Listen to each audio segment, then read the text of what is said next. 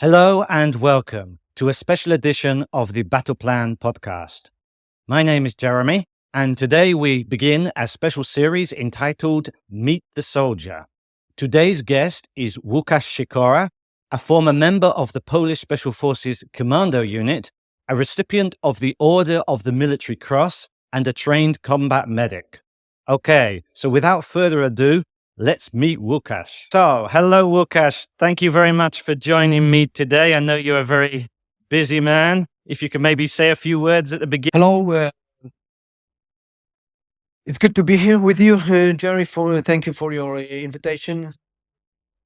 Hopefully, our meeting will be profitable for our viewers. So, as for myself, I'm a warrant officer, retired Łukasz Sikora. I'm a former SOF medic from Special Forces Commando Unit in Poland. It's called JKW. I spent over there almost 17 years. I'm a wounded warrior. I was shot twice during one of the ambush that I took part at the beginning of my military career, actually. What was a breaking point for my military career, actually. Currently, I've been retired for 6 years. What else? I'm having a great family. I am a paramedic and also I'm a civilian instructor for the company that is run by us. It's called WIR SOF MED CENTER. We are specialized in tactical medicine training and also medical training for the civilians. Okay, I'm going to return back to all of those points that you mentioned, your military career, your current medical company. But I'd like to start by taking you back a few years. And I know when like I was like 14, 15, I knew I was going to join the army, and I had that in my head that was what I was going to do. What was it like for you when you were a teenager? Did you want to join the military?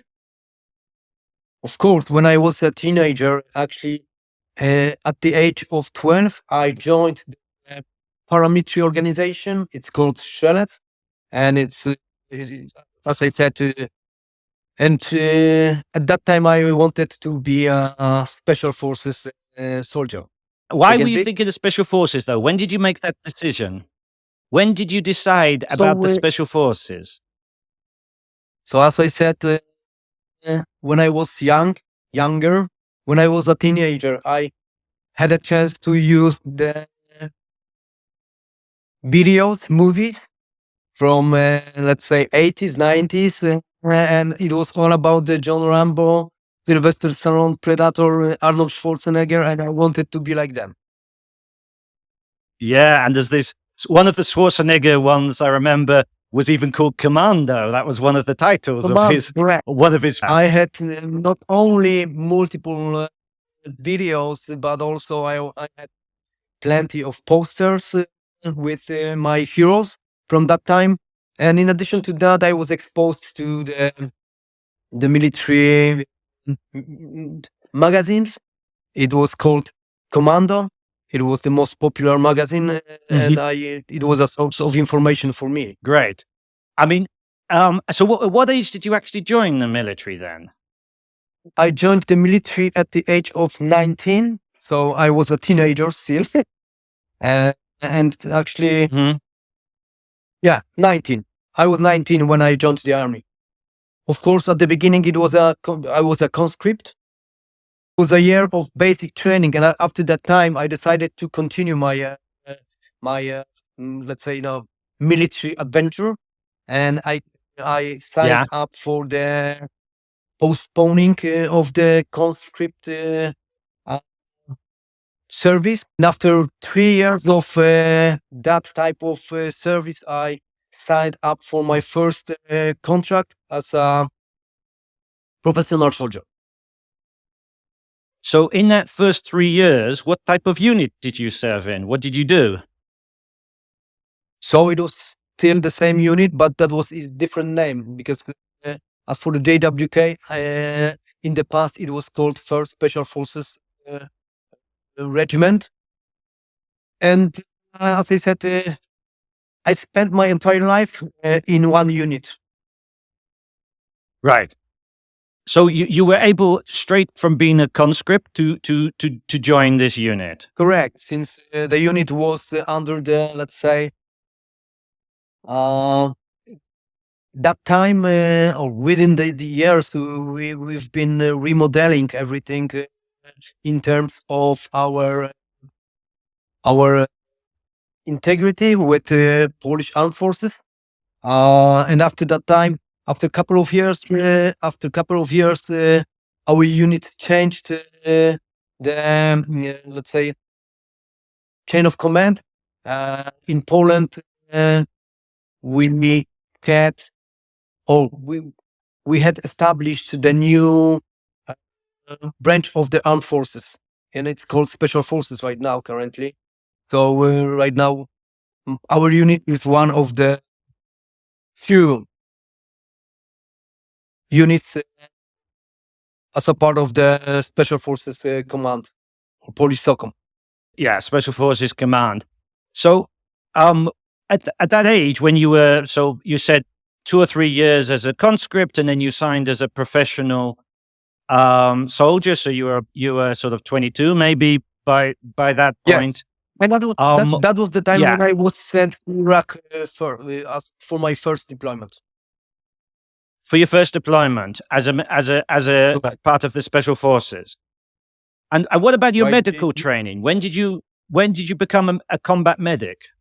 So as for this field, I mean the combat medicine or battlefield medicine. So I became a combat medic in 2000. Okay, so that was quite a few years later, or? Yes, I was a demolition guy. So my responsibility was to demolition. Yes, demolition. Okay, so right. So that's quite a swing. So why did you leave demolitions and sort of move into medicine? So as I said, during my first deployment, I was wounded twice, and I noticed that this type of knowledge at that time for me was weak, I would say. So I decided to switch my mental preparation in terms of being the best medic. Sort of like a life-changing thing for you then, getting wounded, and it sort of changed your whole way of thinking. Correct. Yes. As I said, 2004, when we were deployed for the first time to Iraq. So our preparation in terms of combat medicine was it wasn't that best as it should be. From that point of view, I saw huge limitations concerning this type of knowledge. So I wanted to dig deep into the future preparation, and of course, for this type of training, I had to be prepared not only from the medical point of view, but also from the language skills point of view. We'll come back maybe later to a little, about the language skills, and obviously that's one of the reasons why I wanted to talk to you today. So when you that first operation, when you first went to Iraq, what were your language skills? Iraq. Did you, in terms of like Stanag, did you have Stanag certificates? And no, I didn't have any type of learning or English preparation, or maybe few words. For sure, it wasn't enough to be able to conduct anything with my American colleagues. Were you working much in terms of with the coalition partners? Did you have much contact with them? Of course, we had a lot of contact with our coalition partners, especially with the guys from the Green Berets, ODA, 5th Group. So we were working together in the vicinity of Babylon, Karbala, and it was extremely profitable for us because we were young soldiers looking for better knowledge. You've mentioned the Green Berets. I wondered if for our like international audience, you could maybe explain where your unit, your commando unit, like fits into the overall special forces structure in Poland. Because there was, as you mentioned, there's like 5 or 6 different special forces units. Where does your unit fit in, and what is their role? All right. So as for the JWK, we are the oldest special forces unit in Poland. So as for the JWK, we can conduct full spectrum operations, and of course, it depends on the mission. We can go through the hostage rescue operations. We can go through the military advisory missions. What else? We do everything from the land, air, and sea, and of course, some of the missions are about the unconventional warfare as well. Our biggest issue right now is to support our NATO allies in, let's say, possible conflict with Russia. That a bit later, maybe now let's go back to sort of your training in special forces. Now, I know that you went to America to the John F. Kennedy Special Warfare Center. What was that like as a Polish soldier amongst essentially all American course, from both your skills point of view, but also the language, and you were sort of like in the middle of American culture?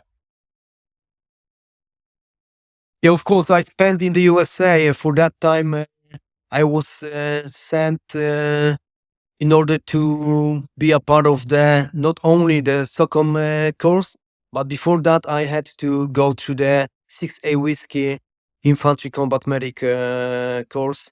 And before that, of course, I had to be exposed to the language DLI, Defense Language Institute in Lackland, and in San Antonio, in the vicinity of San Antonio in Texas as well. So, generally speaking, I spent more than 1.5 years in the USA straight. Okay, and so yes. the language bit was one of the first tests. So they first tested your language before they even tested your. For the candidates, there was a selection in Poland before I was sent to the USA, since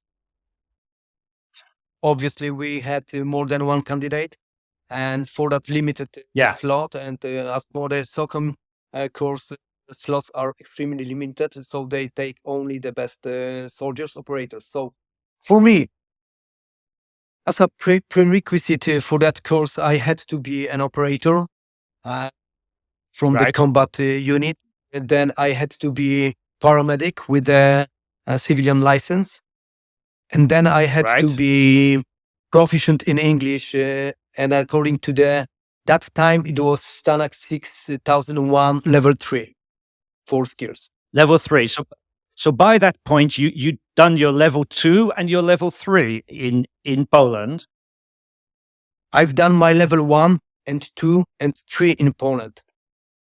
Based on my, so this was course, level 1 and 2 was done in the garrison, and level 3 was done in Łódź. In Łódź, exactly, at the military language center in Łódź. And correct. For you, when you were in America and you were doing this, you said you were there for a total of 1.5 years. What was the most difficult thing, apart from obviously the course was extremely difficult, I'm sure, but from a language and culture point of view, how was it? How did you adapt? So, as they say, improvise, adapt, overcome. And of course, at the beginning, I had the biggest problems with. I had to readjust myself into that. I mean, into the new world, which is different. And of course, I thought my language skills are much better than they were. So I had to study hard. But I mean, was this studying like specific terminology for the combat medic course, So my trip to the USA was split into some phases. At the beginning, as I said, I was exposed to the Defense Language Institute, DLI, in Lackland, and it was a language course, medical. It was all about the medical terminology. And then when you were on the course in the Kennedy Center, how did you find it sort of operating and being in the same squad with the Americans who were also training there? Oh, that was a great experience. I had good time during that. Training. I was alone in the middle of the class with multiple candidates. Some of them were younger than me. Some of them were at the same age. Some of them. Mm-hmm. I was the only one international student within the a class of 60 guys, and they were from different directions. They were X-rays, so the special forces candidates. They were specialized guys from Navy SEALs. There were some candidates from the Twigs, 160 SOR. So it was a great experience. And do you think, was that in terms of language and stuff, what was like more necessary, your sort of colloquial language or sort of your sort of specific terminology language? What was the easiest or the most difficult thing for you to adapt to? So actually, I had to adapt to my educational process because that was the most important part for me to pass everything, not to pass to pass that course. And of course, I was focused on my 50-meter target was also always to pass that phase. And the second course is divided into some phases. So I was focused on the mission for me, and for me, for that time, my mission was to pass the course. That's it. Okay. And for 95%, I was engaged in the educational process. If you know what I mean. And then, does it make any sense? No, it makes perfect sense. And as you're talking about being sort of mission focused, maybe we could go back to your experience of Afghanistan and Iraq, and tell me first of all, you mentioned the fact that you were injured twice. You said so. What was that like as a young soldier, actually, being in a real situation for the first time and being injured? That was of course unusual experience because this type of accident doesn't happen very often to people. And finally, so as I said, I was shot twice. My right ear, the bullet went through the ear and took my helmet off. I didn't know that it was a bullet, but after that we noticed that there is a hole in my Kevlar helmet. And the second bullet hit me here and went through the back. So it was a 2x2 gunshot wound. And this was the same incident. That was the same time, correct? Because it was same time. Combined. Okay. What was the scenario? All right. So this is the background. So we were a part of the joint special forces convoy. We were conducting the reconnaissance. We were gathering information from the local checkpoints in Karbala in Iraq, and it was right few days before the Mahdi's army uprising. While we were driving through the streets of Karbala, so the enemy set up an ambush. They didn't stop us in the dead zone, and that was our after action review conclusion that if we were stopped, they would kill us. But is that because they made a mistake? They didn't put the cutoffs properly, or? So for sure they made a mistake. So we were under the heavy fire through the 1.5 kilometers.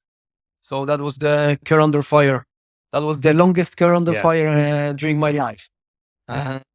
Then of course we fortunately we left the dead zone, and then we regrouped to the different vehicles. We had to leave our vehicle since it was destroyed, so it was unable to continue the mission. We had to leave it, and there is also a fancy photograph or a picture from the Al Jazeera that the guys are trying to remove the fuel canister from the vehicle, which was burning, and then we regrouped and we left to the nearest base in the city. It was called Camp Juliet. You went on foot. You were exfilling on foot, or in? So we had to change the vehicles because as I said, that was a combined mission. So we had vehicles from Poland, of course. We had vehicles, Humvees from the USA, and we had some Bulgarian vehicles with heavy armored APCs as well. So that was a pretty strong convoy, but they decided to attack us. Yeah, they didn't care. And so in terms of like medical treatment, because you said earlier that this was a point that showed you that medical treatment could be improved. So who provided the medical treatment? What happened? Okay, so as for the first responders, actually, we due to the terms of being into the direct fire. So from the medical point of view, the medicine was postponed to the phase of tactical field care. So first responders were my colleagues. So they went through the March protocol.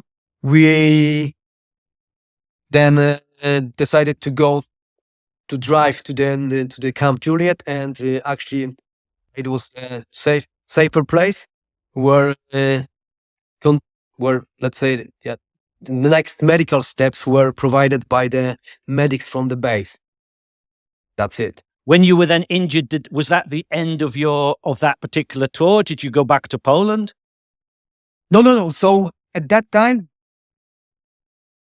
doctors, they wanted to send me to Poland, but I said that I want to continue my mission. Right. And you were medically fit? Actually, I had 3 weeks of recovery in the base, and then I was able to continue my deployment. Okay. Wow. And that was pretty outstanding, since around us plenty soldiers, they were sent to Poland because they didn't feel comfortable. Yeah. What were the situation regarding the military cross? So how did they decide on that? So I was one of the few soldiers who were decorated by this order. So people who decided to give it to me, they were impressed by my steps, by my actions when I was wounded in Iraq. I Mhm. didn't go home. I decided to stay. Plenty of Polish soldiers were sent back to Poland because of the fact that they didn't tolerate the tempo of the operation, if you know what I mean. Exactly. And yeah, I mean the tempo of the operation, and as you said, this was just at the beginning of the Shiite uprising. As you said, this was a very dangerous time in Iraq where a lot of things were happening. Yeah, so as I mentioned, I decided to continue this deployment, and after 2 years, I went for the next deployment to Iraq as well. So Right. my two tours in Iraq were, the first one was in 2004, another one was in 2006 in Diwania, and Hmm. that's it for them for that time. But you were also in Afghanistan. Yes. So after the Iraq, we had another mission opened. I mean, we were sent to Afghanistan as well. So I spent 2 tours in Afghanistan, in Kandahar province, and Right. I was there in 2008 and 2017. And how would you compare Afghanistan to Iraq in terms of the responsibilities, the difficulties that you faced? So I would say that the Afghan mission was much more demanding for us, since it was different terrain, different people, different culture, different tasks as well. And we were working as an Yeah. independent task force. We didn't have that much help from the US side as we used to have when we were in Iraq. Right. Okay. And what type of roles, missions were you conducting in Afghanistan? So in Afghanistan, for my first deployment, we were a part of the combined Task Force 49. We were conducting the special operations in the vicinity of Kandahar province. So our main missions were gathering information, patrolling, and conducting not only the intel missions, but also DA missions, patrols, etc., etc. Now, you provided several pictures for me, and I'd like you to maybe explain a little bit. You've got this first picture where you're in full sort of combat gear with a pistol. Where was that, and what role was that? Yes. Oh, so probably it was the Noble Sword exercise. The picture was taken in 2014. And so the exercise Noble Sword was conducted in Poland. And we were a Mhm. part of the soft element. We were doing the direct action, DA mission. Direct. Yeah. Yes. And what about the picture where you're the second picture I've got where you're it says Combat Team C Charlie on your vest. So the picture was taken. Taken in front of my compound, in front of my vehicle as well. It was in 2017, CAF, so Kandahar airfield, and so Right. that was the place where we were stationed. And what is the vehicle you're standing in front of? I mean the Oshkosh. So this is Okay. the Right. MRAP. MRAP. Yeah. Okay. So Correct. it's a big, heavy vehicle. Okay. And then there's another picture where you're driving by the looks of it. Was that also the MRAP? Yeah, that was the MRAP as well.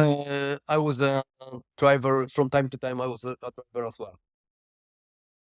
And did you ever have to, I mean, well, use it, but I mean, was there any detonation on the road? Did you ever, thank yourself that you're in one of these vehicles?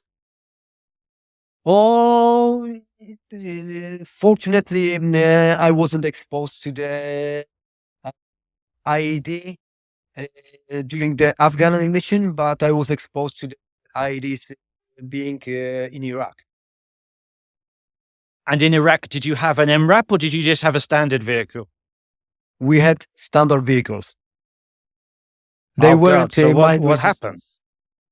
During that ambush that I told you, they were using multiple weapon systems. So one of them was using the rocket-prepared grenades and IEDs. But fortunately, they didn't hit us. Good. Okay, I think I'd like to now move on to your reasons for leaving the military. When did you make this decision, and and for what was your motivations when you left? So when my motivation, I decided to use that option that at the age of 36, I had a chance to be retired. Right. I decided to change my life into the life which is set up into civilian settings. Right. And is that when you opened your company straight after leaving? So as for the company, we run it with my friend. We are former special forces medics, and before I decided to finish my military career, we decided to set up that company to provide the best medical training, not only for the soft medics, but for everybody who can be exposed into the difficult scenarios which can be associated with the life threats.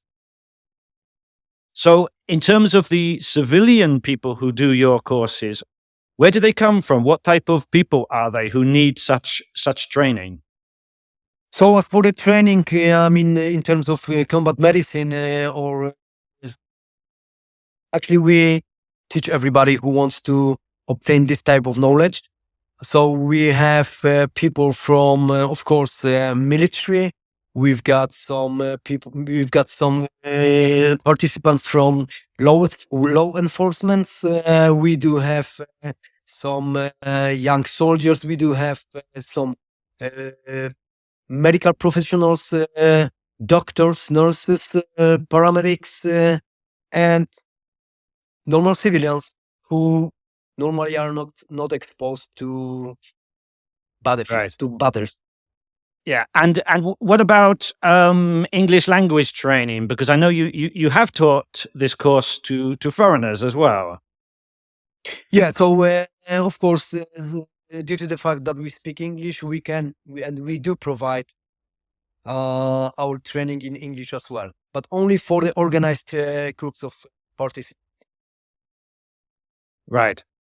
And is this something that is a challenge to do in terms of the language? Do you by now you've had a lot of experience of using English in different situations. So is it a natural thing now? So yeah, right now it's not a big deal. Everything goes smooth in terms of medical terminology and language. So sometimes it's even easier for me to explain anything in English. Excellent. Okay, so I think that basically wraps us up today, Łukasz. Thank you very much for joining me today on this podcast, and I really appreciate your time. And Thank you, sir. That was a pleasure. Have a good day, and let's keep in touch. Okay, so that concludes the first edition of our Meet the Soldier series. I hope you enjoyed it. And don't forget to like and subscribe and to follow us on social media for more interesting podcasts. That's all for now. Goodbye.